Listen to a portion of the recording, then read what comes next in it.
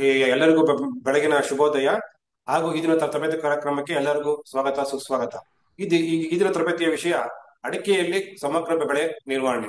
ಅದರ ಬಗ್ಗೆ ನಿಮಗೆ ಮಾಹಿತಿಯನ್ನು ನೀಡಲಿದ್ದಾರೆ ಡಾಕ್ಟರ್ ಜೈರ್ ಪಾಷಾ, ಸಹ ಪ್ರಾಧ್ಯಾಪಕರು, ರೋಗಶಾಸ್ತ್ರ ವಿಭಾಗ, ಕೃಷಿ ವಿಶ್ವವಿದ್ಯಾಲಯ ಬ್ಯಾಂಗ್ಳೂರು JKVK. ಇವರಿಗೆ ಸಮಿತಿ ದಕ್ಷಿಣ ಕೃಷಿ ವಿಶ್ವವಿದ್ಯಾಲಯ ಬ್ಯಾಂಗ್ಳೂರು ಮತ್ತು ಕೃಷಿ ಇಲಾಖೆ ಕಡೆಯಿಂದ ಆತ್ಮೀಯವಾದ ಸ್ವಾಗತವನ್ನು ಕೋರುತ್ತಿದ್ದೇನೆ. ಹಾಗೂ ಬಹುಮುಖ್ಯವಾಗಿ ಈ ದಿನದ ಕಾರ್ಯಕ್ರಮದಲ್ಲಿ ಭಾಗವಹಿಸಿರುವಂತಹ ಆತ್ಮ ಸಿಬ್ಬಂದಿ ಮತ್ತು ರೈತ ಬಂಧುಗಳಿಗೂ ಸಹ ಕೃಷಿ ವಿದ್ಯಾಲಯ ಬ್ಯಾಂಗ್ಳೂರು ಮತ್ತು ಕೃಷಿ ಇಲಾಖೆ ಕಡೆಯಿಂದ ಆತ್ಮೀಯ ಸ್ವಾಗತವನ್ನು ಕೋರುತ್ತಾ ಈ ದಿನದ ಕಾರ್ಯಕ್ರಮವನ್ನು ಪ್ರಾರಂಭಿಸುತ್ತಿದ್ದೇವೆ. ಪ್ಲೀಸ್ ಕಂಟಿನ್ಯೂ ಮಾಡಿ. ಥ್ಯಾಂಕ್ ಯು ಗಂಧಿ ಮತ್ತು ಸಮಿತಿಯ ಎಲ್ಲ ಸಮಿತಿ ಸೌತ್ ಅವರಿಗೆ, ಎಲ್ಲ ಅಧಿಕಾರಿ ಮತ್ತು ಎಲ್ಲ ತಾಂತ್ರಿಕ ಸಿಬ್ಬಂದಿಗೆ ಮತ್ತು ಎಲ್ಲ ನನ್ನ ಅಭ್ಯರ್ಥಿಗಳಿಗೆ ನನ್ನ ಪ್ರೀತಿಯ ನಮಸ್ಕಾರ ತಿಳಿಸಿ, ಇವತ್ತಿನ ದಿನ ನನಗೆ ಸಮಿತಿ ಕಡೆಯಿಂದ ಅಡಿಕೆ ಬೆಳೆ ನಿರ್ವಹಣೆ ಮತ್ತು ಸಮಗ್ರ ರೋಗ ನಿರ್ವಹಣೆ ಹತೋಟಿ ಬಗ್ಗೆ ಹೇಳಿದ್ದಾರೆ. ಅಂದ್ರೆ ಇಂಟಿಗ್ರೇಟೆಡ್ ಕ್ರಾಪ್ ಮ್ಯಾನೇಜ್ಮೆಂಟ್, ಬೆಳೆ ನಿರ್ವಹಣೆ ಬಗ್ಗೆ, ಅದರಲ್ಲಿ ರೋಗ ಕೀಟ ಎಲ್ಲ ಹತೋಟಿ ಬಗ್ಗೆ ಚರ್ಚೆ ಮಾಡಲಿಕ್ಕೆ ತಮ್ಮ ಜೊತೆಗೆ ನಾನಿದ್ದೀನಿ. ಸೊ ಇಲ್ಲಿವರೆಗೆ ನಾವು ಬರ್ತಾ ಇದೆಯಲ್ಲ ಗಂಧಿಯವರೇ? ಓಕೆ. ಮತ್ತು ಅಡಿಕೆ ಈಗ ನಾವು ಹೆಂಗ್ ಬೆಳೆ ಪದ್ಧತಿನ, ನಾವು ಬೆಳೆ ಯಾವ ರೀತಿ ಮಾಡಬೇಕು, ಏನು ಹೆಂಗೆ ಅನ್ನೋದ್ರ ಬಗ್ಗೆ ನಾವು ಚರ್ಚೆ ಮಾಡಿದ್ವಿ ಅಲ್ವಾ? ಸೊ ಈಗ ಪ್ರಮುಖವಾಗಿ ಅದರಲ್ಲಿ ಕೆಲವು ರೋಗ ಮತ್ತು ಕೀಟಗಳು ಸಹ ಬರೋದು ಸರ್ವೇಸಾಮಾನ್ಯ ಇರುತ್ತೆ. ಆದ್ರೆ ಕೀಟಗಳಿಗಿಂತ ಜಾಸ್ತಿ ಇದರಲ್ಲಿ ರೋಗದ ಅಂಶ ಜಾಸ್ತಿ ಇರುತ್ತೆ. ಯಾಕಪ್ಪ ಅಂದ್ರೆ ನಿಮ್ಗೆಲ್ಲ ಗೊತ್ತಿದೆ, ಅದು ನಾನು ಚರ್ಚೆ ಮಾಡ್ತಾ ನಾನು ನಿಮ್ಗೆ ತೋರಿಸ್ತಾ ಹೋಗ್ತೀನಿ ಯಾವ ರೀತಿ ಏನು ಹಿಂಗಿದೆ ಅಂತ. ಸೊ ಇದರಲ್ಲಿ ಪ್ರಮುಖವಾಗಿ ರೋಗ ಏನಪ್ಪಾ ಅಂದ್ರೆ ಸುಳಿಕೊಳೆ ರೋಗ ಅಂತ ಕರೀತಾರೆ. ನೀವು ಇತ್ತೀಚಿನ ದಿನಗಳಲ್ಲಿ ನೋಡಿದ್ದೆ ಆದ್ರೆ ಎಲ್ಲಿ ಮೈದಾನ ಪ್ರದೇಶದಲ್ಲಿ ಅಡಿಕೆನ ಜಾಸ್ತಿ ಮಾಡ್ತಾ ಇದ್ದಾರೆ. ಮುಂಚೆ ಏನಿತ್ತಪ್ಪ ಅಂದ್ರೆ ಮಲೆನಾಡು ಪ್ರದೇಶದಲ್ಲಿ ಮಾತ್ರ ಅಡಿಕೆಗಳು ಜಾಸ್ತಿ ಆಗ್ತಾ ಇತ್ತು. ಎಲ್ಲಿ ಮಳೆ ಜಾಸ್ತಿ ಇತ್ತು ಅಲ್ಲಿ ಎಲ್ಲ ಸುಳಿಕೊಳೆ ರೋಗ ಬರ್ತಿತ್ತು, ಗಿಡಗಳೆಲ್ಲ ಒಣಗೋಗ್ಬಿಡವು, ಅದಕ್ಕೆ ಬೇರೆ ಬೇರೆ ರೋಗಗಳು ಬರೋ ಅಂತವು. ಆದ್ರೆ ಇತ್ತೀಚಿನ ದಿನಗಳಲ್ಲಿ ಏನಾಗಿತ್ತಪ್ಪ ಅಂದ್ರೆ ಮೈದಾನ, ಉದಾಹರಣೆಗೆ ಚಿಕ್ಕಬಳ್ಳಾಪುರ ಅಥವಾ ಕೋಲಾರ, ಶ್ರೀನಿವಾಸಪುರ, ಚಳ್ಳಕೆರೆ, ಚಿತ್ರದುರ್ಗ, ಹಿರಿಯೂರು ಇಂಥ ಮೈದಾನ ಪ್ರದೇಶದಲ್ಲೂ ಸಹ ಈ ಅಡಿಕೆ ಜಾಸ್ತಿ ಆಗ್ತಾ ಹೋಯ್ತು.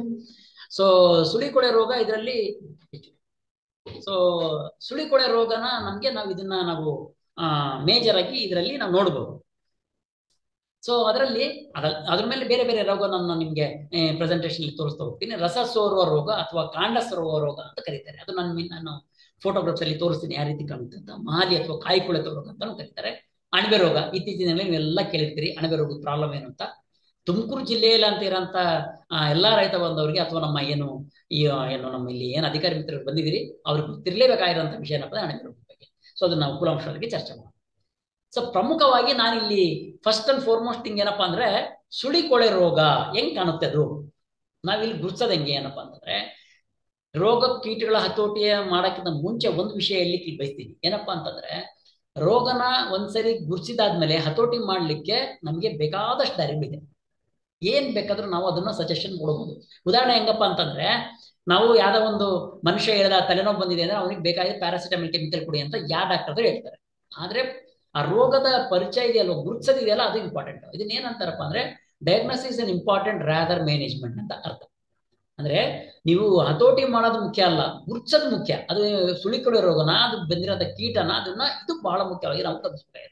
ಬಹಳಷ್ಟು ಜನ ಇದರಲ್ಲಿ ನಾವು ತಪ್ಪು ಮಾಡ್ತೀವಿ. ಸೊ ಹಂಗಾದ್ರೆ ಸುಳಿಕೊಳೆ ರೋಗನ ನಾವು ಹೆಂಗ್ ಕಾಣ್ತೀವಿ ಅದನ್ನ ತೋಟದಲ್ಲಿ ಅನ್ನೋದು ನೋಡೋಣ. ಇದನ್ನ ಕಾಸ್ ಮಾಡೋಂಥದ್ದು ಒಂದು ಶಿಲೀಂಧ್ರ, ಫೈಟಾಪ್ತರಾ ಪಾಮಿವೋರಾ ಅಂತ ಒಂದು ಶಿಲೀಂಧ್ರ ಬರುತ್ತೆ. ಆ ರೋಗನ ನಮಗೆ ಕಾಣುತ್ತೆ. ಇಲ್ಲಿ ನಾನು ಹೇಳಿದೆ ಏನಪ್ಪ, ಸುಳಿನ ಕೊಳೆಯುವಂತ ರೋಗ. ಇದೇನಪ್ಪ, ಇದು ಬೆಳೆ. ಈ ಬೆಳೆಯಲ್ಲಿ ನಾವು ಸುಳಿ ನೋಡ್ತಾ ಇದ್ದೀವಿ. ಈ ಸುಳಿಯಲ್ಲಿ ನಮಗೆ ಕಪ್ಪನೆ ಒಂದು ಮಚ್ಚೆ ಕಾಣುತ್ತೆ. ಸುಳಿಯ ಕೆಳಭಾಗದಲ್ಲಿ ನಮಗೆ ಕಪ್ಪನೆ ಮಚ್ಚೆ ಕಾಣುತ್ತೆ. ಕ್ರಮೇಣವಾಗಿ ಆ ಸುಳಿ ಏನಾಗುತ್ತಪ್ಪ ಒಣಗೋಗುತ್ತೆ. ನೀವು ನೋಡ್ತಾ ಇರ್ಬೋದು, ಈ ಫೋಟೋದಲ್ಲಿ ತೋರಿಸಿದ್ದೀನಿ. ಬೇರೆ ಗರಿಗಳೆಲ್ಲ ಚೆನ್ನಾಗಿದ್ದಾವೆ, ಅದು ಸುಳಿ ಮಾತ್ರ ಕೊಳ್ತೋಗುತ್ತೆ. ಸೊ ಇದನ್ನ ಕಂಡಿದ್ದೆ ಆದ್ರೆ ನೆಕ್ಸ್ಟ್ ಏನಾಗುತ್ತೆ, ಸೊ ನೋಡ್ಬೋದು ನೀವು ಇಲ್ಲಿ ನೋಡ್ರಿ, ಬೇರೆ ಎಲ್ಲ ಗರಿಗಳು ಚೆನ್ನಾಗಿದೆ, ಮಧ್ಯದ ಗರಿ ಮಾತ್ರ ಒಣಗೋಗ್ತಾ ಇದೆ. ನಾನು ಇಲ್ಲಿ ತೆಂಗಿನ ಫೋಟೋ ಹಾಕಿದ್ದೀನಿ. ತೆಂಗಿನಲ್ಲೂ ಸಹ ಇದೇ ರೀತಿ ಸುಳಿಕೊಳೆ ರೋಗ ಬರುತ್ತೆ. ಸೊ ಅಡಿಕೆಲ್ಲೂ ಸಹ ಇದೇ ರೀತಿ ರೋಗ ಉಲ್ಬಣ ಆಯ್ತು, ರೋಗ ಜಾಸ್ತಿ ಆಯ್ತು, ಅವಾಗ ಏನ್ ಮಾಡ್ತಾರೆ ಅಂದ್ರೆ ಗರಿಗಳಿಗೂ ಸಹ ಒಣಗೋಗ್ತವೆ.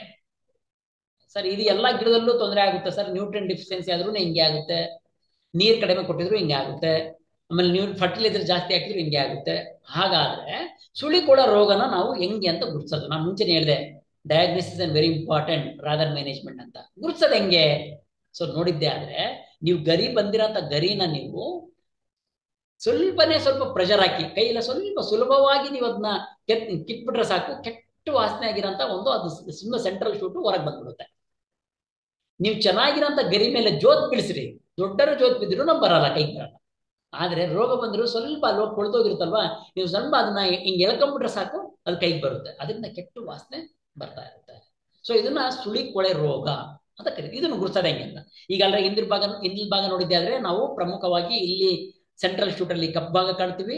ಕ್ರಮೇಣವಾಗಿ ಎಲ್ಲಾ ಗರಿಗಳು ಒಣಗೋಗುತ್ತೆ ನೋಡಿ, ಇಲ್ಲಿ ಸೆಂಟ್ರಲ್ ಶೂಟ್ ಅಲ್ಲಿ ಆಗುತ್ತೆ, ನಂತರ ಕ್ರಮೇಣವಾಗಿ ರೋಗ ತುಟಿ ಆಗುತ್ತೆ. ಆಮೇಲೆ ಅದನ್ನ ಗುರುತಿಸಬೇಕಾಗಿರೋದು ಸೆಂಟ್ರಲ್ ಶೂಟ್ ನ ತೆಗ್ದಿದ್ದೆ ಆದ್ರೆ ಈಸಿಯಾಗಿ ಕೈಗೆ ಬರುತ್ತೆ. ಆಮೇಲೆ ಅದರಲ್ಲಿ ಕೆಟ್ಟನೆ ಆದ ವಾಸನೆ ಬರುತ್ತೆ. ಸೊ ದೊಡ್ಡ ದೊಡ್ಡ ಗಿಡಕ್ಕೂ ಬರುತ್ತೆ ಇದು. ಮೇಜರ್ ಆಗಿ ನಮಗೆ ಕಾಣುವಂಥದ್ದು ಚಿಕ್ಕ ಗಿಡಗಳು ಕಾಣುತ್ತೆ, ಆದ್ರೆ ದೊಡ್ಡ ರೋಗದಲ್ಲಿ ದೊಡ್ಡ ಗಿಡಗಳಲ್ಲೂ ಸಹ ಇದು ಕಾಣುವಾಗಿ ನೋಡ್ಬೋದು. ಸೊ ಎಲ್ಲಿ ನಮಗೆ ದೊಡ್ಡ ಗಿಡಗಳು ಕಾಣುತ್ತೆ ಎಲ್ಲಾ ಗರಿಗಳು ಕ್ರಮೇಣವಾಗಿ ಎಲ್ಲಾ ಗಿಡಗಳು ಜೋತ್ ಬೀಳ್ತವೆ. ಕೆಳಗೆ ಬಿಡಲ್ಲ, ಎಲ್ಲ ಜೋತ್ ಬಿದ್ದಿರ್ತವೆ, ಮರಕ್ಕೆಲ್ಲ ಜೋತ್ ಬಿದ್ದಿರ್ತವೆ. ಸೊ ಇದು ಸುಳಿ ಕೊಳೆಯ ಪ್ರಮುಖವಾದ ಚಿಹ್ನೆ, ರೋಗಗಳು ಅಥವಾ ಗುರುತಿಸದ ಹೆಂಗೆ ಅನ್ನೋದು ಆಯ್ತು. ಇದೇ ರೀತಿ ನಾನು ಹೇಳಿದೆ, ಅಡಿಕೆಯಲ್ಲೂ ಸಹ ಇದೇ ರೀತಿ ಆಗುತ್ತೆ ನೋಡಿ. ಇಲ್ಲಿ ಇನ್ನು ಸಣ್ಣ ಸಸಿ ಇದ್ದಾಗಲೇ ರೋಗ ಬಂದಿರೋಂಥ ಇದಿದೆ, ಕಪ್ಪಾಗಿ ಮಚ್ಚೆ ಬರುತ್ತೆ, ಅದ್ಮೇಲೆಲ್ಲ ತೊಯ್ದಂತ ಮಚ್ಚೆಗಳು ಕಾಣ್ತವೆ. ಆಮೇಲೆ ನೋಡಿ ಕಂಪ್ಲೀಟ್ ಆಗಿ ಗರಿಗಳು ಒಣಗೋಗಿ ಕಂಪ್ಲೀಟ್ ಆಗಿ ಒಣಗೋಗಿರೋಂಥ ಇದುಗಳನ್ನ ನಾವು ನೋಡ್ಬೋದು. ಅಡಿಕೆ ಬೆಳೆಯಲ್ಲೂ ಸಹ ಇದೇ ರೀತಿಯಾಗಿರೋಂಥ ಸಿಂಪ್ಟಮ್ಸ್ ನಮಗೆ ಕಾಣುತ್ತೆ. ಆಯ್ತು ಸರ್, ಈಗ ಅದು ಗೊತ್ತಾಯ್ತು, ನಮಗೆ ಬಂದಾಯ್ತಪ್ಪ. ರೋಗನ ಹೆಂಗೆ ನಿರ್ವಹಣೆ ಮಾಡೋಂಥದ್ದು ಅನ್ನೋದು ಪ್ರಮುಖ ಅಲ್ವಾ.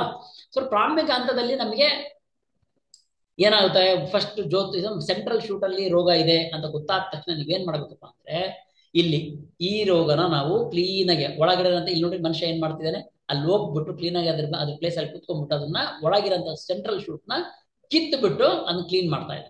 ಈ ಪಾರ್ಟ್ ನ ಕ್ಲೀನ್ ಮಾಡ್ತಾನೆ. ಅಂದ್ರೆ ಸೆಂಟ್ರಲ್ ಶೂಟ್ ಎಲ್ಲಿ ಕೆಟ್ಟೋಗಿದೆ, ವಾಸನ ಬರ್ತಾ ಇದೆ, ಅಲ್ಲಿಂದ ಆ ಶೂಟ್ ನ ತೆಗೆದುಬಿಟ್ಟು ಅದನ್ನ ಕ್ಲೀನ್ ಮಾಡ್ತಾನೆ.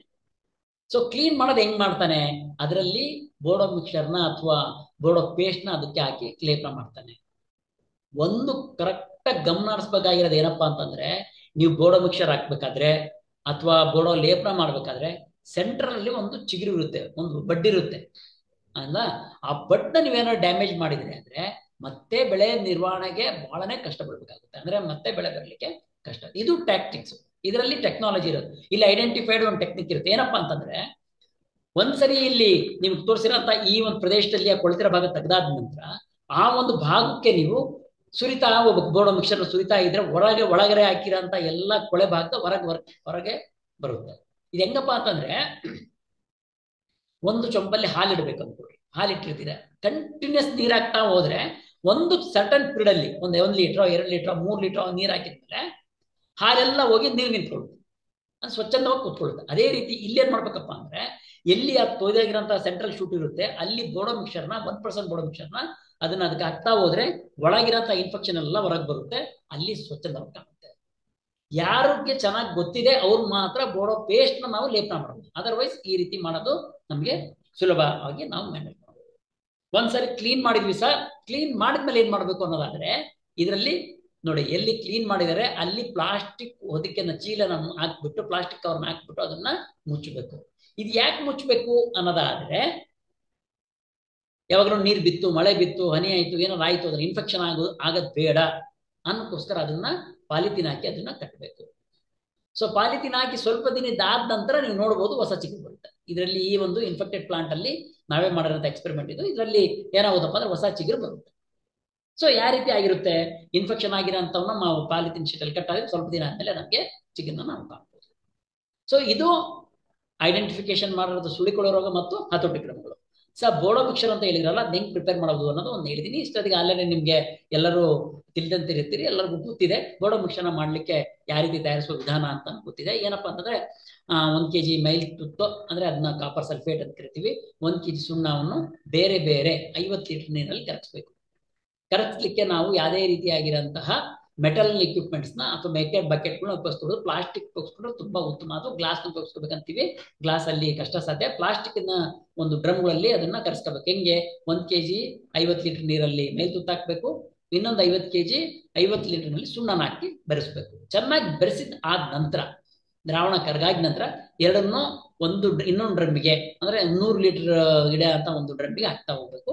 ಹೆಂಗ್ ಹಾಕ್ಬೇಕಪ್ಪ ಅಂತಂದ್ರೆ, 50 ಲೀಟರ್ 1 ಲೀಟರ್ನ ಹಾಕಿ 50 ಲೀಟರ್ ಮಾಡಿರ್ತೀರಲ್ಲ ಕಾಪರ್ ಸಲ್ಫೇಟ್ ಕಂಪ್ಲೀಟ್ ಆಗಿ ಹಾಕಿ ಸುಣ್ಣನ ಮಾತ್ರ ತಿಳಿ ನೀರನ್ನ ಮಾತ್ರ ಹಾಕ್ತಾ ಹೋಗ್ಬೇಕು.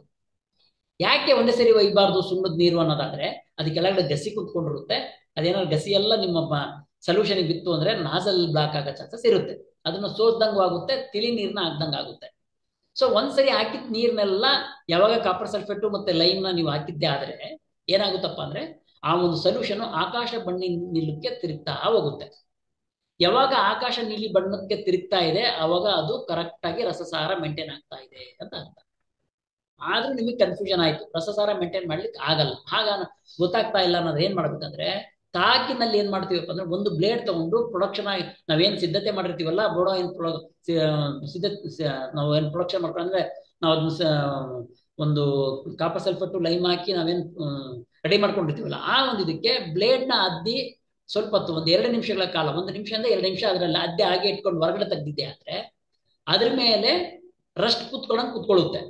ರಸ್ಟ್ ಹೆಂಗ್ ಬರುತ್ತೆ ಅಂದ್ರೆ ಎಲ್ಲ ಕಬ್ಬಣ ಮೇಲೆ ರಸ್ಟ್ ಬರುತ್ತಲ್ಲ ಆ ರೀತಿ ಅದು ಕಾಣಲ್ಲ. ಅದು ಯಾವ ರೀತಿ ಕಾಣುತ್ತಪ್ಪ ಅಂದ್ರೆ ನೀವೆಲ್ಲ ಗಮನಿಸ್ಬೋದು. ಏನಪ್ಪಾ ಅಂದ್ರೆ ಎಳ್ಳೀರು ಕುಡಿಯಕ್ಕೆ ಹೋದಾಗ ಎಳ್ಳೀರ್ ಮೇಲೆ ಎಳ್ಳೀರು ಕೊಚ್ಚುತ್ತೀವಲ್ಲ ಮಚ್ಚು, ಅದ್ರ ಮೇಲೆ ಕಪ್ಪನೆ ಬಣ್ಣದಲ್ಲಿ ಮಾಸ್ತಂಗ್ ಕುತ್ಕೊಂಡಿರುತ್ತೆ.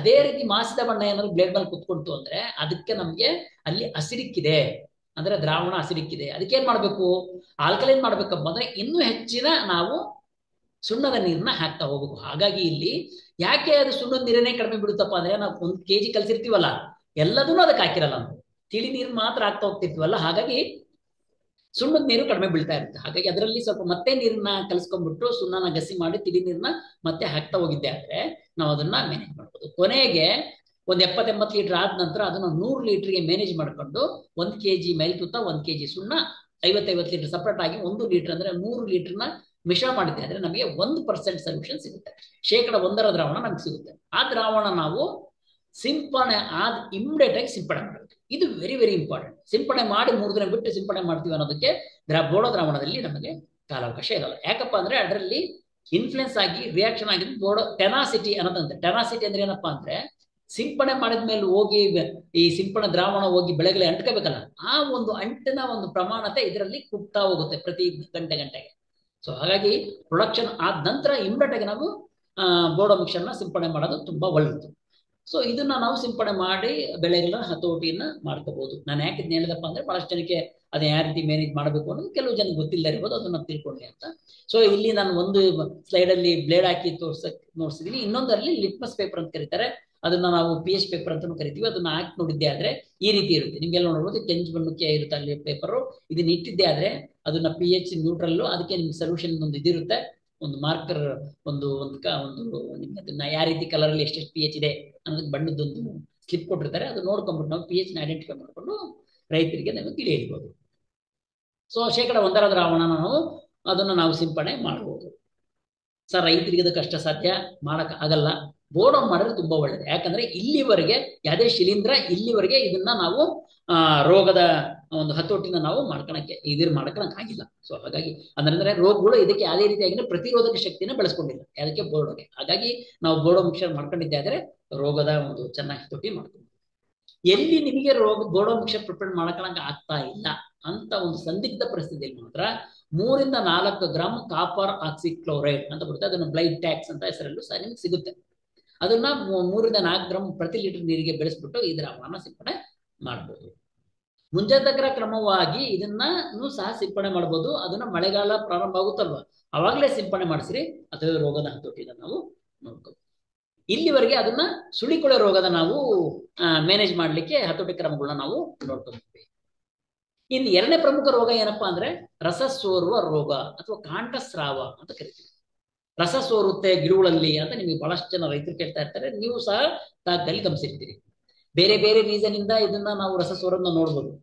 ಇಲ್ಲ ಉಳ್ಗಳಿಂದನೂ ಬಂದಿರ್ಬೋದು, ಅಥವಾ ಡ್ಯಾಮೇಜ್ ಇಂದ ಆಗಿರ್ಬೋದು, ಮತ್ತೆ ಅಣಬೆ ರೋಗದಿಂದನೂ ಸೋರುತ್ತೆ, ಮತ್ತೆ ರಸ ಸೋರೋ ಬೇರೆ ಬೇರೆ ಇನ್ನೊಂದು ಕಾಂಡಸ್ರಾವದ ರೋಗದಿಂದನೂ ಸೋರುತ್ತೆ.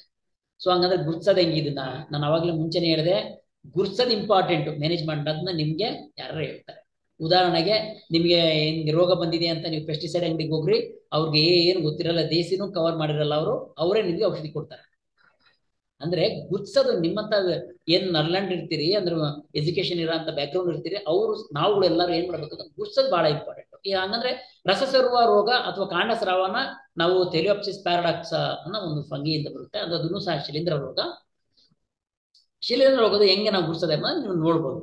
ಕಾಂಡದಲ್ಲಿ ನಮಗೆ ಅಂಟಿನಂತಹ ದ್ರಾವಣ ಜಿನುತ್ತಾ ಇರುತ್ತೆ. ಕ್ರಮೇಣವಾಗಿ ಆ ಅಂಟಿನಂತಹ ದ್ರಾವಣ ಗಟ್ಟಿಯಾಗ್ಬಿಟ್ಟು ಅಲ್ಲೆಲ್ಲ ಅಂಟು ಕಟ್ಕೊಂಡಿದೆಯೋ ಕಾಂಡದ ಮೇಲೆ ಅನ್ನೋ ರೀತಿಯಲ್ಲಿ ನಮಗೆ ಗಮನಿಸ್ಬೋದು. ಸೊ ಹಾಗಾದ್ರೆ ಅದು ಸೋರೋದ್ರಿಂದ ಏನಾಗುತ್ತೆ ನೋಡ್ರಿ, ನಿಮ್ಗೆಲ್ಲ ಇದನ್ನ ನೋಡ್ಬೋದು. ಇದರಲ್ಲಿ ಅಡಿಕೆ ಮತ್ತು ತೆಂಗಲು ಸಹ ಈ ರೀತಿ ಸೋರಿರೋದನ್ನ ನಾವು ಕಾಣ್ಬೋದು. ಕಪ್ಪಾಗಿರೋಂಥ ದ್ರಾವಣ ಸೋರಿ ಸೋರಿ ಸೋರಿ ಗೆರೆ ಗೆರೆ ಗೆರೆ ಮೇಲೆ ಕೂತಿರುತ್ತೆ. ಇದನ್ನ ಕಾಂಡಸ್ರಾವ ಅಥವಾ ರಸ ಸೋರುವ ರೋಗ ಅಂತ ಈ ಚಿಹ್ನೆಯನ್ನ ನೋಡ್ಬೋದು. ಸೊ ಅದನ್ನ ಹೆಂಗಪ್ಪ ಕಾಣ್ತವೆ ಸರ್, ಕಾಂಡ ರೋಗಗಳು ಹೆಂಗ್ ಕಾಣ್ತವೆ ಅನ್ನಿದೆ ಆದ್ರೆ ನೋಡ್ಬೋದು. ಅಡಿಕೆ ಗಿಡದಲ್ಲಿ ಕೆಳಗಡೆ ಕಾಂಡ ರೋಗ ಸೋರ್ತಾ ಇದೆ ಅನ್ನಂತೆ ಎಲ್ಲ ಅದ್ರ ಕ್ರೋನ್ ಅಂತ ಏನ್ ಕರಿತೀವಲ್ಲ, ಅದ್ರ ಮೇಲಾಗಿರೋಂಥ ಗರಿಗಳು ಒಂದು ಇದು ತಲೆಭಾಗ ಎಲ್ಲ ಒಣಗೋಗ್ತಾ ಇರುತ್ತೆ. ಇಲ್ಲಿ ನೀವು ಒಂದು ಗಮನಿಸ್ಬೇಕು, ಏನಪ್ಪಾ ಅಂತಂದ್ರೆ ಇಲ್ಲಿ ಗಿಡ ಒಣಗಿರೋದು ನಾವು ಅಲ್ಲಿ ಒಂದು ಹಿಂದೆ ಬಂತಲ್ಲ, ಸುಳಿಕೊಳೆ ರೋಗದಲ್ಲೂ ಗಿಡ ಒಣಗೋಗ್ತಾ ಇದೆ. ರಸಸ್ರಾವದಲ್ಲಿ ಅಥವಾ ಕಾಂಡಸ್ರಾವದಲ್ಲಿ ಆದ್ರೂ ಸಹ ಗಿಡ ಒಣಗ್ತಾ ಇದೆ. ನಾನು ಹಿಂದೆ ಸುಳಿಕೊಳೆ ರೋಗದಲ್ಲಿ ಏನಂತ ಅಂದ್ರೆ ಫಸ್ಟ್ ರೋಗ ಸುಳಿಗ್ ಬರುತ್ತೆ, ಆಮೇಲೆ ಹಡ್ಕೊಂಡು ಹೋಗುತ್ತೆ ಅಂತ. ಆದ್ರೆ ಕಾಂಡಸ್ರಾವದಲ್ಲಿ ಅಥವಾ ರಸಸೋರೋದ್ರಲ್ಲಿ ಉಲ್ಟಾ ಏನಪ್ಪಾ ಅಂದ್ರೆ ಹಳೆ ಇವುಗಳು ಮಾತ್ರ ಮುಂಚೆ ಹಳದಿಯಾಗಿ ಜೋತ್ ಬಿಡ್ತವೆ, ಆಮೇಲೆ ಸೆಂಟ್ರಲ್ ಶೂಟ್ ಹೋಗ್ತಾ ಇದೆ. ಇದರಲ್ಲಿ ಒಂದು ಫೋಟೋ ನೋಡ್ಬೋದು, ಇಲ್ಲಿ ನೋಡ್ರಿ, ಸೆಂಟ್ರಲ್ ಶೂಟ್ ಚೆನ್ನಾಗಿದೆ, ಇಲ್ಲಿ ಸುತ್ತಮುತ್ತ ಇರೋ ಗರಿಗಳು ಒಣಗುತ್ತಾ ಇದೆ. ಸೊ ಹೀಗಾಗಿ ಇದನ್ನ ನಾವು ಕೂಲಂಕುಷವಾಗಿ ಚಿಹ್ನೆನ ಗುರುತಿಸ್ಕೊಂಡ್ಬಿಟ್ಟು ಅದು ರಸಸೋರದ ಅಥವಾ ಸುಳಿಕೊಳ ರೋಗನ ಅಂತ ಗುರುತಿಸ್ಕೊಂಡ್ಬಿಟ್ಟು ಅದಕ್ಕೆ ಸಂಪಡ ಆಗಿದಂತ ಮಾಹಿತಿಯನ್ನು ನೋಡ್ಬೇಕು. ಹತೋಟಿ ಕ್ರಮಗಳನ್ನ ಏನೇನ್ ಮಾಡ್ಬೋದು? ಈಗ ಅಲ್ಲಿ ಗಿಡ ಅಷ್ಟೇ ದೊಡ್ಡದಿದೆ, ಅಲ್ಲಿ ಹೋಗಿ ಮೇಲೆ ಸಿಂಪಡಣೆ ಮಾಡ್ಲಿಕ್ಕೆ ಆಗಲ್ಲ, ತೊಕ್ಕೆಯಿಂದ ರಸ ಸೋರ್ತಾನೆ ಇದೆ. ಸೊ ಏನ್ ಮಾಡ್ಬೋದು ಅನ್ನೋದಕ್ಕೆ ಸಮಗ್ರವಾಗಿ ಹತೋಟಿ ಕ್ರಮಗಳನ್ನ ನಾನು ಹೇಳಿದ್ದೀನಿ. ಒಂದೇನಪ್ಪ ಅಂದ್ರೆ ಬೇಸಾಯ ಮಾಡ್ತಿರಲ್ಲ ಅಂದ್ರೆ ವೀಡಿಂಗ್ ಮಾಡ್ತೀರಿ, ಕಲ್ಚರಲ್ ಆಕ್ಟಿವಿಟೀಸ್ ಮಾಡ್ತೀರಿ, ಬೆಳೆಗಳ ಪದ್ಧತಿ ಬೇರೆ ಏನ್ ಮಾಡಿದ್ರೆ ಅಲ್ಲಿ ಬೇಸಾಯ ಮಾಡ್ಬೇಕಾದ್ರೆ ಕಾಂಡಕ್ಕೆ ಮತ್ತು ಬೇರ್ಗಳಿಗೆ, ರಸ ಹೀರುವಂತ ಬೇರ್ಗಳಿಗೆ ಡ್ಯಾಮೇಜ್ ಮಾಡದಂಗೆ ಎಚ್ಚರ ವಹಿಸ್ಬೇಕು. ಅಲ್ಲಿಂದ ಒಂದ್ಸರಿ ಡ್ಯಾಮೇಜ್ ಆಯ್ತು ಅಂದ್ರೆ ಅಲ್ಲಿಂದ ಶಿಲೀಂಧ್ರಗಳು ಹಪ್ಕೊಂಡ್ಬಿಟ್ಟು ರೋಗದ ಇದು ಜಾಸ್ತಿ ಆಗ್ತಾ ಹೋಗುತ್ತೆ. ಅದಾದ ನಂತರ ಪ್ರತಿ ಮರಕ್ಕೆ ಸಾವಯವ ಮತ್ತು ರಾಸಾಯನಿಕ ಗೊಬ್ಬರಗಳನ್ನ ಪ್ರತಿ ಮರಕ್ಕೆ ಬೇವಿನ ಹಿಂಡಿ ಜೊತೆ ಅಥವಾ ರಸ ಜೊತೆಗೆ ಸಾವಯವ ಗೊಬ್ಬರಗಳ ಜೊತೆಗೆ ನೀಡ್ತಾ ಇರಬೇಕು. ಎಲ್ಲಿ ನ್ಯೂಟ್ರಿಯೆಂಟ್ ಸ್ಟೇಟಸ್ ಕಡಿಮೆ ಆಗುತ್ತೆ ಅಂತವಕ್ಕೆ ಈ ರೋಗಗಳು ಜಾಸ್ತಿ ಅಟ್ಯಾಕ್ ಆಗ್ತವೆ. ಬಲಿಷ್ಠವಾಗಿ ಬೆಳೆದಿರೋಂಥ ಗಿಡಗಳಿಗೆ ಈ ರೋಗ ಹತೋಟಿ ಅಟ್ಯಾಕ್ ಆಗೋದು ಕಡಿಮೆ, ಅಂದ್ರೆ ಅಂಥದ್ದು ರೋಗ ತಗಲೋದು ಕಡಿಮೆ ಇರುತ್ತೆ. ಹಾಗಾಗಿ ಬಲಿಷ್ಠವಾಗಿ ಬೆಳೆಯನ್ನು ಬೆಳ್ಕೊಂಡಿದ್ದೆ ಆದ್ರೆ ಈ ರೋಗಗಳನ್ನ ನಾವು ಹತೋಟಿಯನ್ನ ಮಾಡ್ಕೋಬಹುದು. ಇನ್ನೊಂದು ಪ್ರಮುಖವಾದ ಕಲ್ಚರಲ್ ಪ್ರಾಕ್ಟೀಸಸ್ ಏನಪ್ಪಾ ಅಂತಂದ್ರೆ, ಎಲ್ಲಿ ನೀರ್ ನಿಲ್ಕೊಳ್ಳುತ್ತೆ, ನೀರ್ ಕಟ್ಟಿದಿರಿ, ಜಾಸ್ತಿ ಕಟ್ಬಿಡ್ತೀರಿ, ನೀರ್ ನಿಂತ್ಕೊಳ್ತಾ ಇದೆ, ಅಲ್ಲಿ ಉಸಿರು ಕಟ್ಟದಂಗ ಆಗುತ್ತೆ ಬೇರ್ಗಳಿಗೆ, ಅಂತ ಕಡೆನೂ ಸಹ ನಾವು ಇಂಥ ರೋಗಗಳನ್ನ ನಾವು ಗಮನಿಸಬಹುದು. ಸೊ ಹಾಗಾಗಿ ಬಸಿ ಕಾಲುವೆ ಹೊಡೆದ್ಬಿಟ್ಟು ಅಲ್ಲೇನಾದ್ರು ಹೆಚ್ಚಿನ ತೇವಾಂಶ ಇದೆ ಅಥವಾ ನೀರು ನಿಲ್ತಾ ಇದೆ ಅದನ್ನ ಸರಿಪಡಿಸ್ಕೋಬೇಕು. ಡ್ರಿಪ್ ಅಲ್ಲಿ ಕಂಟಿನ್ಯೂಸ್ ಕೊಡೋದ್ರಿಂದ ಸಹ ನೀರನ್ನ ಜಾಸ್ತಿ ಕೊಡೋದ್ರಿಂದ ಸಹ ಈ ರೀತಿ ರೋಗಗಳು ಬರ್ತವೆ. ಹಸಿರೆಲೆ ಗೊಬ್ಬರಗಳನ್ನ ನಾವು ಚೆನ್ನಾಗಿ ನೋಡ್ಬೇಕು. ಅದೊಂದು ಎಕ್ಸ್ಪೆರಿಮೆಂಟ್ ಆಗಿದೆ. ಎಕ್ಸ್ಪೆರಿಮೆಂಟ್ ಏನಪ್ಪಾ ಅಂತಂದ್ರೆ, ಬೇರೆ ಬೇರೆ ಬೆಳೆಗಳಲ್ಲಿ ಹಸಿರು ಗೊಬ್ಬರಗಳನ್ನ ಹಾಕಿದ್ದೆ ಆದ್ರೆ ಹಸಿರೆಲೆ ಗೊಬ್ಬರ ಅಲ್ಲಿ ಬುಡಗಳಲ್ಲಿ ಬೆಳೆದ್ರೆ ಈ ರೋಗದ ಹತೋಟಿ ಕಡಿಮೆ ಆಗ್ತಾ ಇದೆ ಅನ್ನೋದಾದ್ರೆ, ಮುಕುನ ಅನ್ನೋದೊಂದು ವೆಲ್ವೆಟ್ ಬೀನ್ ಅಂತ ಕರೀತಾರೆ, ಅದನ್ನ ಬೆಳ್ಕೊಂಡಿದ್ದೆ ಆದ್ರೆ ಕೆಳಭಾಗದಲ್ಲಿ ಅಂದ್ರೆ ಕಾಂಡದ ಹತ್ರ ರೋಗನ ಹತೋಟಿ ಆಗುತ್ತೆ. ಏನು ಸಿಗ್ತಾ ಇಲ್ಲ ಅಂದ್ರೆ ಕೌಪಿ ಹಾಕಿದ್ರೆ ತುಂಬಾ ಒಳ್ಳೇದಾಗಿ, ನಾವು ಈ ಏನು ಹಾರ್ಸ್ ಗ್ರಾಮ್ ಅಂತ ಕರಿತೀವಿ ಅಂದ್ರೆ ಉರುಳಿ ಅಂತ ಕರಿತೀವಿ, ಆ ಉರುಳಿಗಿಂತ ಕೌಪಿಯಲ್ಲಿ ಈ ರೋಗದ ಹತೋಟಿಯನ್ನು ನಾವು ಚೆನ್ನಾಗಿ ನೋಡ್ಕೊಂಡಿರ್ತೀವಿ. ಆ ನಂತರ ಅಲ್ಲಿವರೆಗೆ ಏನ್ ಮಾಡಿದಿರಿ, ಈಗ ಗಾಯ ಆಗ್ದಂಗೆ ನೋಡ್ಕೊಂಡಿದ್ದೀರಿ, ಸಾವಯವ ಗೊಬ್ಬರ ಮತ್ತು ರಸಾಯನ ಗೊಬ್ಬರ ಕೊಡ್ತೀರಿ, ಬಸಿಗೆಗಳಿಂದ ಹೆಚ್ಚಿನ ನೀರನ್ನ ತೆಗ್ದಿದ್ದೀರಾ, ಆಮೇಲೆ ಬುಡದ ಹತ್ರ ನಾವು ಹಸಿರೆಲೆ ಗೊಬ್ಬರಗಳನ್ನ ಹಾಕಿದ್ವಿ. ಆಯ್ತು, ಇಷ್ಟೆಲ್ಲ ಮಾಡಾದ್ರೂ ಸಹ ರೋಗ ಎಲ್ಲಿ ಸೋರುತ್ತಲ್ಲ ಆ ಭಾಗದಲ್ಲಿ ನಾವು ಸ್ವಲ್ಪ ಭಾಗ ಅದನ್ನ ಸ್ಕ್ರೇಪ್ ಮಾಡಿ ಅಂದ್ರೆ ಕೊಚ್ಚಿಬಿಟ್ಟು ತೆಗೆದುಬಿಟ್ಟು ಅಲ್ಲಿಗೆ 10%, ನಾನು ಅಲ್ಲಿ ಸ್ಲೈಡಲ್ಲಿ ಹೇಳಿದ್ದು 1% ಬೋರ್ಡ ಮಿಕ್ಸರ್ ಪ್ರಿಪೇರ್ ಮಾಡಬೇಕು ಅಂತ, ಅಲ್ಲಿ 1 kg 100 ಲೀಟರ್ಗೆ ಹಾಕಿದ್ವಿ. 1% ಇದಕ್ಕೆ ನಾವು 10 kg ಮಾಡ್ತಾ ಇದೀವಿ ಅಂದ್ರೆ 10 kg copper sulphate 10 kg lime 100 litre ಮಾಡಿದ್ರೆ ಮುಲಾಮ್ ಆಗುತ್ತೆ, ಪೇಸ್ಟ್ ಆಗುತ್ತೆ. ಆ ಪೇಸ್ಟ್ ನ ತಗೊಂಡು ಎಲ್ಲೆಲ್ಲಿ ರಸ ಸೋರ್ತಾ ಇರುತ್ತೆ ಕಾಂಡದಲ್ಲಿ ಅಲ್ಲನ್ನ ಸ್ವಲ್ಪ ಕ್ಲೀನ್ ಮಾಡಿಕೊಂಡು ಈ ಮಲಾಮ್ನ ಲೇಪನ ಮಾಡಿದ್ದೆ ಆದ್ರೆ ರೋಗನ ಹತೋಟಿ ಮಾಡ್ಕೋಬಹುದು. ಇದು ಸಮಗ್ರವಾಗಿ ಒಂದು ನಿರ್ವಹಣೆ.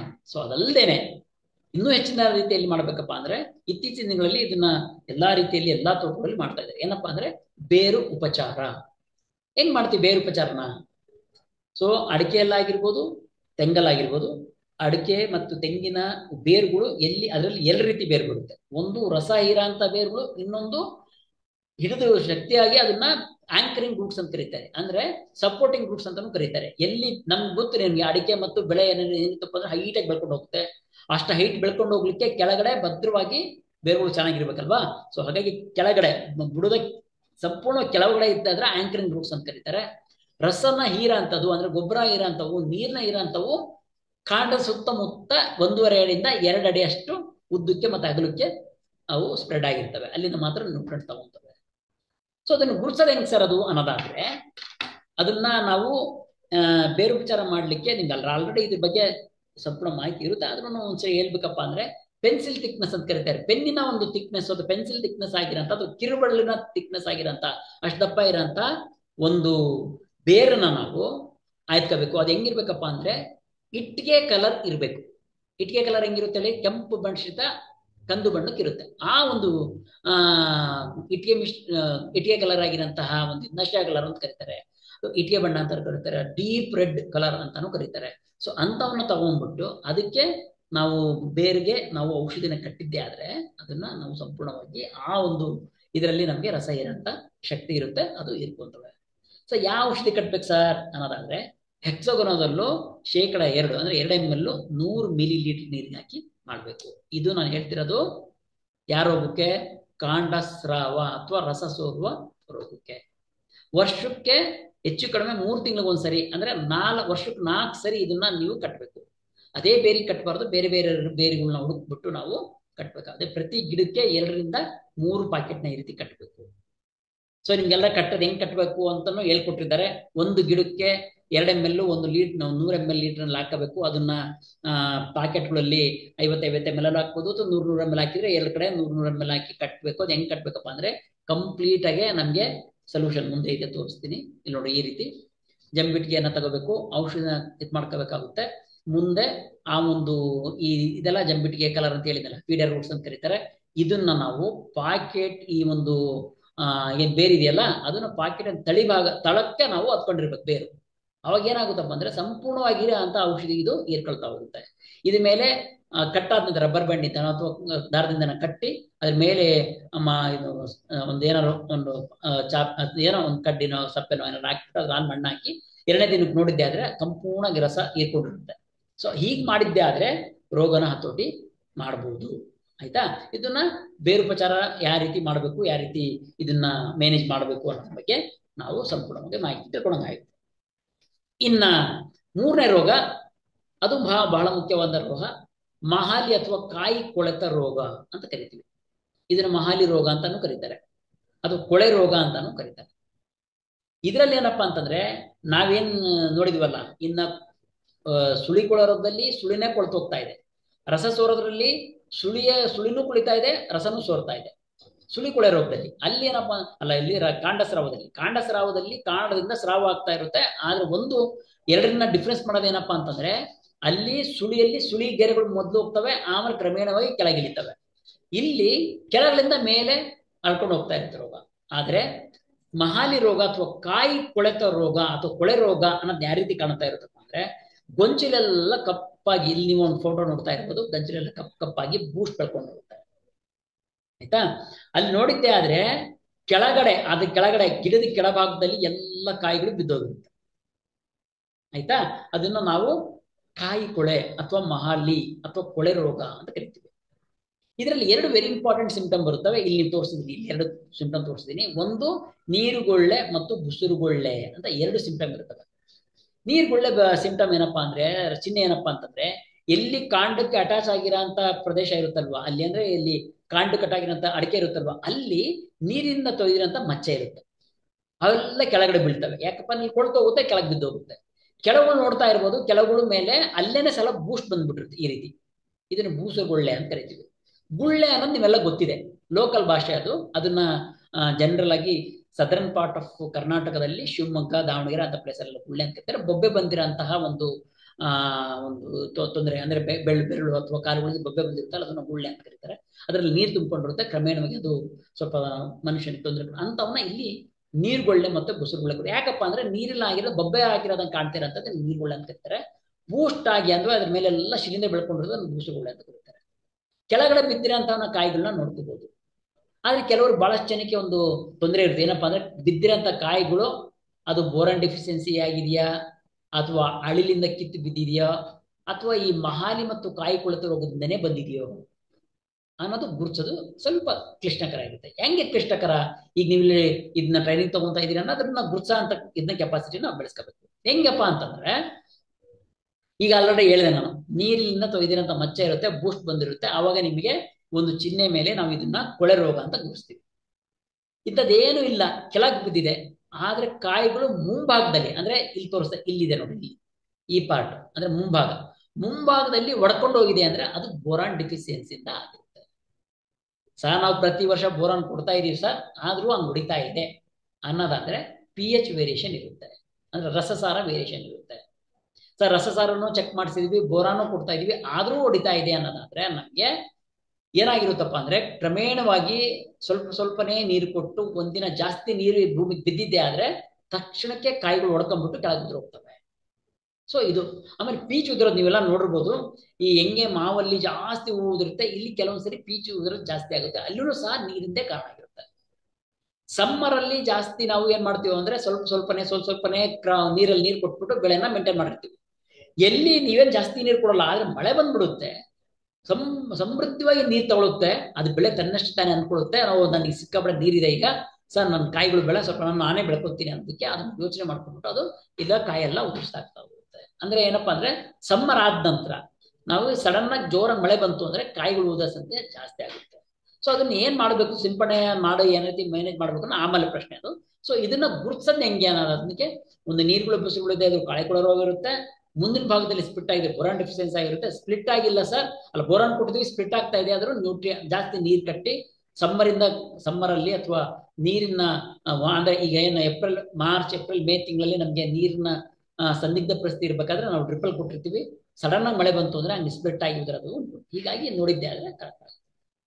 ಸೊ ಇದೆಲ್ಲ ಗುರುಸ್ದಾಗ ಇದು ಕೊಳೆ ರೋಗ ಮತ್ತು ಗುರುಸೋದು ಹೆಂಗ್ ಸರ್ ಅದು ಹಂಗನ್ನೋದಾದ್ರೆ, ಸೀಲ್ ನೋಡಿದ್ದೆ ಆದ್ರೆ ಈರಾಗಿರೋಂಥ ಕಾಯಿಗಳನ್ನ ಸೀಲ್ ನೋಡಿದ್ರೆ ಒಳಗಡೆ ಸಹ ಬೂಸ್ಟ್ ಇರುತ್ತೆ. ಸೊ ಅವಾಗ ನಮಗೆ ಗುರುಸ್ಕೋಬಹುದು ಇದು ಶಿಲೀಂಧ್ರ ರೋಗದಿಂದ, ಕೊಳೆ ರೋಗದಿಂದ ಬಂದಿದೆ ಅಂತ. ಆಯ್ತು, ಕೊಳೆ ರೋಗ ನೋಡ್ರಿ ಇದು ಹೆಂಗ್ ಕಾಣುತ್ತೆ, ಇದು ನೀರ್ಗುಳೆ ಮತ್ತೆ ಬಸ್ಸುಗುಳೆ ಇದೆ ಸಿಂಪ್ಟಮ್, ಕಂಪ್ಲೀಟ್ ಆಗಿ ಬೂಸ್ಟ್ ಮೇಲೆ ಕುತ್ಕೊಂಡಿರುತ್ತೆ. ಸೊ ಅದನ್ನ ರೋಗನ ಹತೋಟಿ ಮಾಡ್ಲಿಕ್ಕೆ ನಾವು 1% ಬೋಡೋ ದ್ರಾವಣ ಸಿಂಪಡಣೆ ಮಾಡಬೇಕು.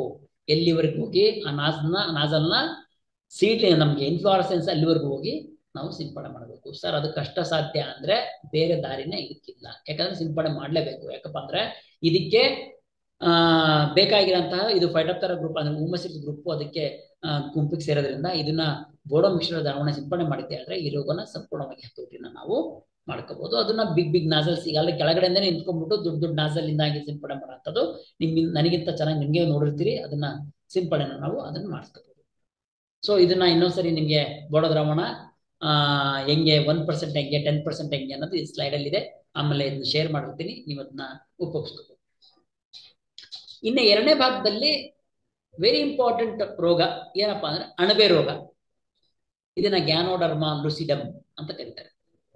ನೀವು ನೋಡ್ಬೋದು ಅದನ್ನ ನಿಮ್ಗೆ ಮುಂಚೆ ಹೆಂಗೆ ಇದನ್ನ ಗುರುತಿಸೋದು ಹೆಂಗೆ ತೋಟದಲ್ಲಿ ಅನ್ನೋದಾದ್ರೆ, ಗಿಡಗಳು ಅಲ್ಲಿ ನೋಡ್ರಿ ಲಾಸ್ಟ್ ಟೈಮ್ ನಿಮ್ಗೆ ತೋರಿಸಿದ್ನಲ್ಲ, ಗೆರೆಗಳೆಲ್ಲ ಒಣಗಿ ಬಿದ್ದೋಗ್ತಾ ಇದೆ, ಎಲ್ಲ ಜೋತ್ ಬೀಳ್ತಾ ಇದೆ ಅಂತ. ಎಲ್ಲಿ ರಸ ಸೋರುತ್ತಲ್ವಾ ಕಾಂಡ, ಅಲ್ಲೂ ಸಹ ಈ ರೀತಿ ಸಿಂಪ್ಟಮ್ ಕಾಣ್ತಾ ಇರುತ್ತೆ.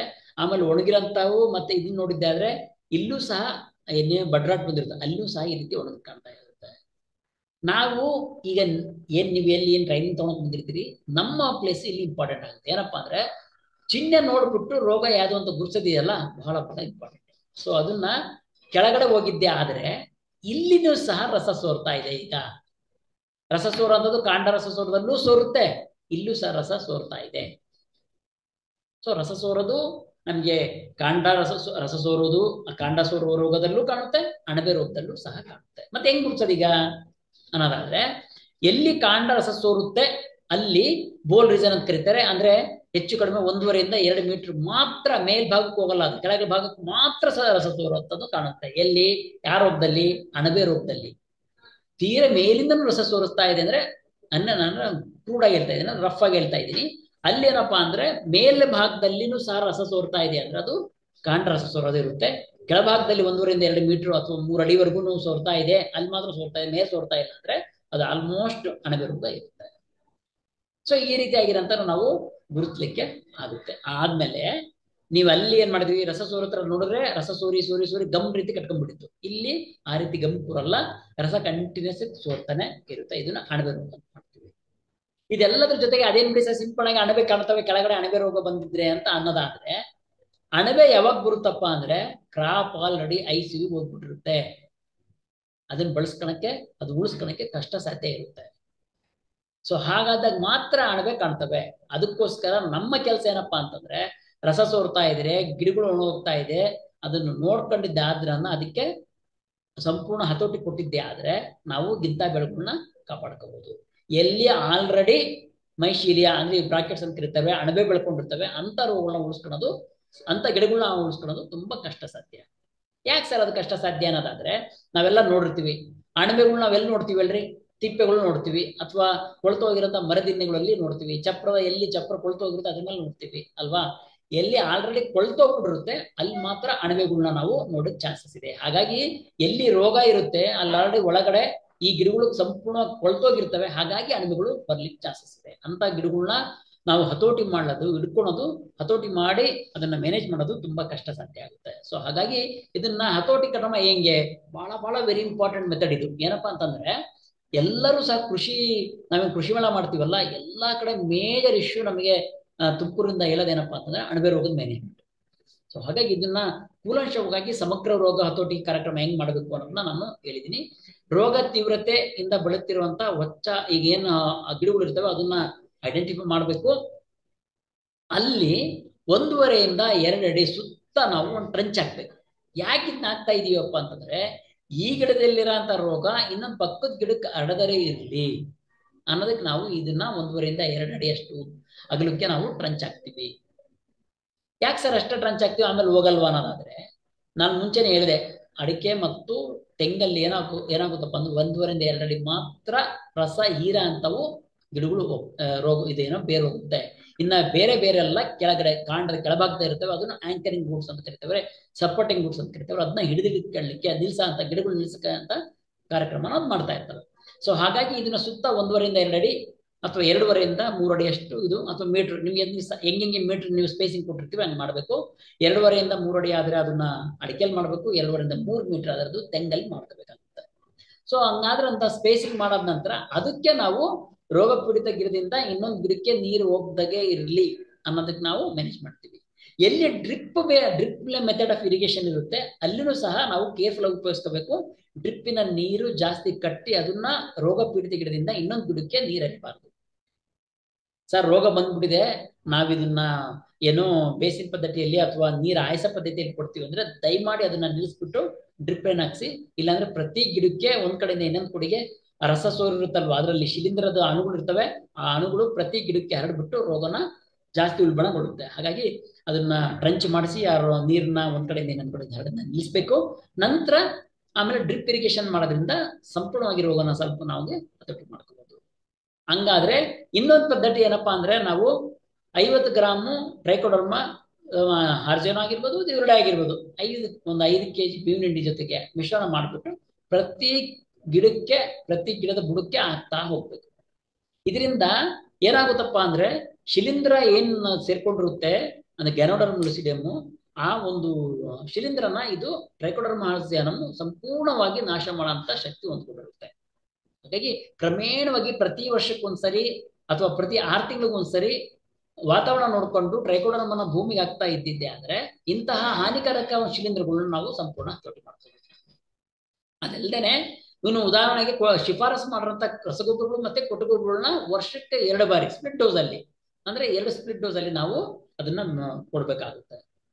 ಬೇಸಾಯ ಮಾಡ್ಬೇಕಾದ್ರೆ ನಾನು ಆವಾಗಲೇ ಹೇಳಿದೆ, ಅದನ್ನು ಸಹ ಯಾವುದೇ ರೀತಿಯಾಗಿರೋ ಡ್ಯಾಮೇಜ್ ಆಗ್ದಲೇ ಇರೋಂಥದ್ದು ನೋಡ್ಕೋಬೇಕು. ಆಮೇಲೆ ಹೆಕ್ಸಾಕೊನಜೋಲ್ 2 ml ಪ್ರತಿ ಲೀಟರ್ ನೀರಿಗೆ, ಪ್ರತಿ 2 ml 100 ml ಲೀಟರ್ಗೆ ಹಾಕಿ ಪ್ರತಿ 3 ತಿಂಗಳಿಗೊಂದ್ಸರಿ ಇದೇ ರೀತಿ ಎಲ್ಲಿ ನಾವು ರಸ ಸೋರಕ್ ಮಾಡಿದ್ವಲ್ಲ ಅದೇ ರೀತಿ ಗ್ಯಾನೋಡರ್ಮಕ್ಕೂ ಸಹ ಮಾಡಿದ್ದೆ ಆದ್ರೆ ಆ ರೋಗನ ಹತೋಟಿ ಮಾಡಬಹುದು. ಇನ್ನ ಕ್ರಮೇಣ ಇದು ಮೇಜರ್ ರೋಗಗಳು. ನಮ್ಮವು 4 ಮೇಜರ್ ರೋಗಗಳು ಯಾವುವು ಅಂದ್ರೆ ಅವು ಮೇಜರ್ ಆಗಿ ತೆಂಗು ಮತ್ತು ಅಡಿಕೆಗೆ ಕಾಡಂತವು. ಇದಲ್ದೇನೆ ಒಂದು ಸಿಂಪಡಣೆ ಇನ್ನೊಂದು ರೋಗ ಇದೆ, ಅದೆಲ್ಲರಿಗೂ ಗೊತ್ತಿದೆ, ಎಲೆ ಮೇಲೆ ಚುಕ್ಕೆ ಬರುತ್ತೆ. ಇಂಥವನ್ನ ಎಲೆ ಚುಕ್ಕೆ ರೋಗ ಅಂತ ಕರೀತಾರೆ. ಇದರಿಂದ ಯಾವುದೇ ಬೆಳೆ ನಷ್ಟ ಆಗಲ್ಲ, ಫೋಟೋಸಿಂಥಸಿಸ್ ಅಂದ್ರೆ ದ್ಯುತಿ ಮಿಶ್ರಣ ಕ್ರಿಯೆಯನ್ನು ಸ್ವಲ್ಪ ತೊಂದರೆ ಮಾಡುತ್ತೆ. ಹಾಗಾಗಿ ಇಳುವರಿ ಸ್ವಲ್ಪ ಕುಂಠಿತ ಆಗ್ಬೋದು, ಜಾಸ್ತಿ ಏನಾಗಲ್ಲ. ಸೊ ಅಂತ ಕಡೆ ಬಂದಾಗ ನಮಗೆ ಕೆಲವೊಂದು ಸಿಂಪಡಣೆ ಈ ರೀತಿಯಾಗಿ ಮೇಜರ್ ಆಗಿ ಅದನ್ನು ಜಾಸ್ತಿ ಆದ್ರೆ ರೋಗ ಹತೋಟಿ ಮಾಡದಲ್ಲಿದ್ರೆ ಈ ರೀತಿ ಬರ್ನ್ ಆಗುತ್ತೆ. ಸೊ ಅದನ್ನ ಬಸಿಗಾಲಿಗೆ ನಾವು ಮಾಡೋದ್ರಿಂದನೇ ಸಾಕು. ಬಸಿಗಾಲಿಗೆ ಯಾವಾಗ ನೀರಿನ ಅಂಶ ಚೆನ್ನಾಗಿ ಭೂಮಿಯಲ್ಲಿರುತ್ತೆ, ಅಲ್ಲಿನ ಆವಿ ಆಗಿರೋಂಥ ಅಂಶಗಳು ಎಲೆ ಮೇಲೆ ಕೂರುತ್ತೆ, ಅಲ್ಲಿ ರೋಗ ಸ್ಟಾರ್ಟ್ ಆಗುತ್ತೆ. ಬಸಿಗಾಲಿ ಹೊಡೆದ್ಬಿಡ್ತಪ್ಪ ಅಂದ್ರೆ ರೋಗ ತನ್ನಷ್ಟಕ್ಕೆ ಇಮಿಡಿಯೇಟ್ ಆಗಿ ಕಡಿಮೆ ಆಗ್ತಾ ಹೋಗುತ್ತೆ. ಸೊ ಇಲ್ಲ ಸರ್ ಸ್ವಲ್ಪ ಜಾಸ್ತಿ ಇದೆ ರೋಗ ಅನ್ನೋದ್ರೆ ಮ್ಯಾಂಕೋಸಬ್ ಆಗಲಿ 2 ಗ್ರಾಮ್ ಪ್ರತಿ ಲೀಟರ್ಗೆ ಹಾಕ್ಬೋದು, ಅಥವಾ ಬ್ಲೈಟ್ಯಾಕ್ಸ್ ಅಥವಾ ಬೋರ್ಡೋ ಆಗಿರ್ಬೋದು. ಬ್ಲೈಟ್ಯಾಕ್ಸ್ ಆದ್ರೆ 1% ಸಿಂಪಡಣೆ ಆಗಬೇಕು. ಬ್ಲೈಟ್ಯಾಕ್ಸ್ ಆದ್ರೆ 3 ಗ್ರಾಮ್ ಪ್ರತಿ ಲೀಟರ್ನಿಂದ ಹಾಕಿ ಸಿಂಪಡಣೆ ಮಾಡ್ಕೊಂಡಿದ್ದೆ ಆದ್ರೆ ಒಳ್ಳೆಯ ಹತೋಟಿನ ನಾವು ಮಾಡ್ಬೋದು. ಇದು ಅಲ್ಲೇನೆ ಇದು ಮೇಜರ್ ಆಗಿ ಸಿಂಗಾರ ಒಣಗುವಿಕೆ, ದುಡ್ಡಾಣುಕೊಳೆ ರೋಗ, ಎಲೆ ಹಳದಿ ರೋಗ ಅಂತಾನು ಇದಾವೆ. ಇದು ಮೇಜರ್ ಆಗಿ ಕೆಲವು ಭಾಗದಲ್ಲಿ ಕಾಣುತ್ತೆ. ನಮ್ಮ ಕರ್ನಾಟಕದಲ್ಲಿ ಇದ್ರದ್ದು ಒಂದು ಇದು ಜಾಸ್ತಿ ತೊಂದರೆ ಕಡಿಮೆ ಇದೆ. ಇತ್ತೀಚಿನ ದಿನಗಳಲ್ಲಿ ಮಾತ್ರ ದುಂಡಾಣುಕೊಳೆ ರೋಗ ಇದೆ. ಅದನ್ನ ನಾನು ನಿಮಗೆ ತೋರಿಸ್ತಾ ಹೋಗ್ತೀನಿ. ಇದು ಸಿಂಗಾರ ಒಣಗುವಿಕೆ. ಏನಪ್ಪಾ ಅಂತಂದ್ರೆ ಕಂಪ್ಲೀಟ್ ಆಗಿ ನಮ್ದೇನು ಸಿಂಗಾರ ಅಂತ ಇರುತ್ತಲ್ವಾ, ಇನ್ಫ್ಲಾರೆಸೆನ್ಸ್ ಇರುತ್ತಲ್ವಾ, ಹೂ ಕಟ್ಟಿರುತ್ತಲ್ವಾ, ಆ ಹೂವೆಲ್ಲ ಎಲ್ಲ ಚೆನ್ನಾಗಿರುತ್ತೆ, ಬೆಳೆ ಅದನ್ನ ಮಾತ್ರ ಒಣಗ್ತಾ ಇರುತ್ತೆ. ಇಲ್ಲಿ ನೋಡ್ರಿ, ಪಕ್ಕದ್ದು ಸಿಂಗಾರ ಚೆನ್ನಾಗಿದೆ, ಇದ್ರದ್ದು ಪಕ್ಕದ್ದು ಕಂಪ್ಲೀಟ್ ಆಗಿ ಒಣಗೋಗ್ತಾ ಇದೆ. ಇದನ್ನ ಸಿಂಗಾರ ಒಣಗುವಿಕೆ ಅಂತ ಕರೀತಾರೆ. ಇದನ್ನ ಕೊಲೊಡ್ರೈಕಮ್ ಅಂತ ಕರೀತಾರೆ. ಅದನ್ನು ಶಿಲೀಂಧ್ರ ರೋಗ. ಅದನ್ನು ಹತೋಟಿ ಮಾಡ್ಲಿಕ್ಕೆ ಬೇರೆ ದಾರಿನೇ ಇಲ್ಲ, ಅದನ್ನ ಸಿಂಪಡಣೆ ಮಾಡಬೇಕಾಗುತ್ತೆ. ಸೊ ಈ ರೀತಿ ಆಗಿರುತ್ತೆ. ಕೆಳಗೆ ಬಿದ್ದಿರಂತ ನೋಡ್ಬೇಕು, ಕಾಯೆಲ್ಲ ಉದುರಿರಲ್ಲ, ಒಂದು ಶಿಂಗಾರ ಮಾತ್ರ ಒಣಗೋಗ್ತಾ ಇರುತ್ತೆ. ಅದನ್ನ ಹೆಕ್ಸಾಕೊನಜೋಲ್ ಅಥವಾ ಕ್ಲೋರೋಥಾಲಿನ್ ಅಂತ ಕರೀತಾರೆ. ಇದನ್ನ ಕವಚ್ ಹೆಸರಲ್ಲಿ ಸಿಗುತ್ತೆ, ಕಾಂಟಾಫ್ ಹೆಸರಲ್ಲೂ ಸಹ ಸಿಗುತ್ತೆ ಹೆಕ್ಸಾಕೊನಜೋಲ್. ಅದನ್ನ 0.1 ಅಂದ್ರೆ 1 ml 1 ಲೀಟರ್ಗೆ, ಅಥವಾ ಕ್ಲೋರೋಥಾಲಿನ್ ಅಂದ್ರೆ 2 ಗ್ರಾಮ್ 1 ಲೀಟರ್ಗೆ ಹಾಕಿ ಸಿಂಪಡಣೆ ಮಾಡಿದ್ದೆ ಅಂದ್ರೆ ಶಿಂಗಾರ ಒಣಗುವನ್ನ ಹತೋಟಿನ ಮಾಡಬಹುದು. ಇನ್ನ ಪ್ರಮುಖವಾಗಿ ಇನ್ನೊಂದು ಇತ್ತೀಚಿನ ದಿನಗಳಲ್ಲಿ ಎಲ್ಲಿ ಮೈದಾನ ಪ್ರದೇಶದಲ್ಲಿ ನಾವು ಬೆಳೆನೆ ಬೆಳ್ಕೊಂತ ಇದೀವಿ, ಅಲ್ಲಿ ದುಂಡಾಣುಕೊಳೆ ರೋಗ ಇತ್ತೀಚಿನ ದಿನಗಳಲ್ಲಿ ಜಾಸ್ತಿ ಆಗ್ತಾ ಇದೆ. ಹೆಂಗೆ ಸರ್ ಅದು ಗುರ್ಸೋದು, ದುಂಡಾಣುಕೊಳೆ ರೋಗ ಹೆಂಗ್ ಗುರ್ಸೋದು ಅನ್ನೋದಾದ್ರೆ, ಗಿಡದ ಇದೆಲ್ಲ ಹಳದಿ ಆಗಿ ಹೋಗ್ತಾ ಇರುತ್ತೆ. ಹಳದಿ ಆದ್ರೆ ನ್ಯೂಟ್ರಿಯನ್ ಡಿಫಿಷಿಯನ್ಸಿ ಅನ್ನು ಹಳದಿ ಆಗುತ್ತಲ್ವಾ? ಹೌದು. ಆಮೇಲೆ ನೀರ್ ಕಟ್ಟದಲ್ಲಿ ಇದ್ರೂ ಹಳದಿ ಆಗುತ್ತೆ, ಜಾಸ್ತಿ ಸಮ್ಮರ್ ಇದ್ರೂ ಹಳದಿ ಆಗುತ್ತೆ. ಆಮೇಲೆ ಮೈಟ್ಸ್ ಅಂತ ಬರ್ತವೆ. ಆಮೇಲೆ ಮೈಟ್ಸ್ ಅಂತ ಇನ್ಫೆಸ್ಟೇಷನ್ ಇರುತ್ತೆ. ಅದನ್ನ ಇನ್ನೊಂದು ಕ್ಲಾಸಲ್ಲಿ ಅಥವಾ ಇನ್ನೊಂದ್ಸರಿ ಚರ್ಚೆ ಮಾಡುತ್ತೆ. ಮೈಟ್ಸ್ ಅಂತ ಇನ್ಫೆಸ್ಟೇಷನ್ ಬಂದ್ರೆ ಅಲ್ಲೂ ಸಹ ಹಳದಿ ಆಗುತ್ತೆ. ಸೊ ಹಂಗಂದ್ರೆ ದುಂಡಾಣುಕೊಳೆ ರೋಗ ಅಂತ ಗುರುತಿಸೋದು ಹೆಂಗೆ ಅನ್ನೋದಾದ್ರೆ, ತೀರಾ ಅಂದ್ರೆ ನಾನು ಸುಳಿಯಲ್ಲಿ ಬೆಳೆದಿರೋಂತಹ ಎಲೆಗಳಲ್ಲಿ ಮೇಲಿನ ಭಾಗದಿಂದ ಕೆಳಭಾಗಕ್ಕೆ, ಗರಿಯ ಕೆಳಭಾಗಕ್ಕೆ ಹಳದಿ ಪತ್ರ ಹರಿತು ಕಡಿಮೆ ಆಗ್ತಾ ಹೋಗ್ತಾ ಇದೆ. ಅಂದ್ರೆ ತುದಿ ಭಾಗದಿಂದ ಕೆಳಭಾಗಕ್ಕೆ ಪತ್ರ ಹರಿತು ಕಡಿಮೆ ಆಗ್ತಾ ಇದೆ. ಅದನ್ನ ಅಂದ್ರೆ ದುಂಡಾಣುಕೊಳೆ ರೋಗ. ಅದನ್ನ ದುಂಡಾಣು ಸ್ಯಾಂಥೋಮನಸ್ ಕ್ಯಾಂಪೆಸ್ಟ್ರಿಸ್ ಅಥವಾ ಕ್ಯಾಂಪೆಸ್ಟ್ರಿಸ್ ಅಂತ ಬರುತ್ತೆ. ಆಮೇಲೆ ಅರಕೆ ಅಂತ ಎರಡು ಸಬ್ ಸ್ಪೀಸೀಸ್ ಬರ್ತವೆ. ಸೊ ಎರಡೂ ಸಹ ಅದನ್ನ ರೋಗ ಕಾರಕ ಆಗಿರ್ತವೆ. ಅದನ್ನ ಈ ರೀತಿ ಆಗಿರ್ತವೆ. ಇಲ್ಲಿ ನೋಡ್ರಿ, ನಿಮ್ಗೆ ತುದಿ ಭಾಗದಿಂದ ಹಳ್ಳಿಯಾಗಿ ಒಣಗ್ತಾ ಹೋಗಿ ಕೆಳಭಾಗಕ್ಕೆ ಹೋಗುತ್ತೆ. ಅದೇ ರೀತಿ ಎಲ್ಲಿ ಸುಳಿಕೊಳೆ ರೋಗ ಇತ್ತಲ್ಲ, ಆ ಸುಳಿಕೊಳೆ ರೋಗದಲ್ಲಿ ನಮ್ಗೆ ಕಿತ್ತಾಗಿ ಈಸಿಯಾಗಿ ಬಂತಲ್ಲ, ಇಲ್ಲೂ ಸಹ ಕೊಳ್ತೋಗಿರುತ್ತೆ. ಅದನ್ನ ಕಿತ್ ನೋಡಿದ್ರೆ ಆದ್ರೆ ನಮ್ಗೆ ಅದನ್ನು ಸಹ ಬರುತ್ತೆ. ಇಲ್ಲೂ ಸಹ ಕಿತ್ತದ ಭಾಗದಲ್ಲಿ ಬ್ಯಾಕ್ಟೀರಿಯಲ್ ಇನ್ಫೆಕ್ಷನ್ ಆಗಿರೋದ್ರಿಂದ ಬಹಳನೇ ಕೆಟ್ಟ ವಾಸನೆ ಬರುತ್ತೆ.